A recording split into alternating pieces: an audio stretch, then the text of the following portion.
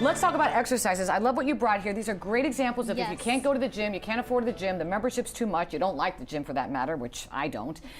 These are great ways of doing some exercise at home. Yes, so these are resistance bands, and we have a few different kinds. So before we get into what these are, what do we think about when we see resistance or we think resistance? It's strength training. So strength training is another important piece of physical activity. It's not just cardio. A lot of times we think cardio, yes, that's very basic, important to do, but strength is important as well, and we should try to incorporate strength activities in a variety of them at least 2 times a week.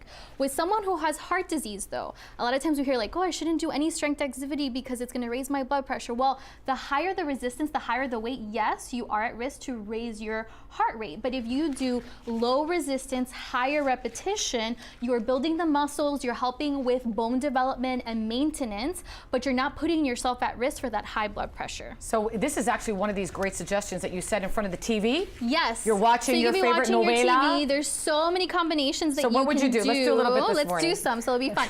Okay, so when we think the lat machine, lat pull down, where you see that pulley system, if you raise it, and you want to make sure, the cool thing about these is that you want to hold the resistance all the way through the movement. If we hold it and bring it down to the top part of our chest, this is actually engaging the upper back muscles. I feel it. And so if you're watching, you feel it. And if you want to make it more challenging, you can hold it more towards the center and pull out. And this is going to make it more challenging. And so the different colors are actually different resistance. I've got the heaviest one so far. Okay, so this is one activity. Another thing we can do is also a chest press. So this one requires a little bit more coordination. Bench press! Yes.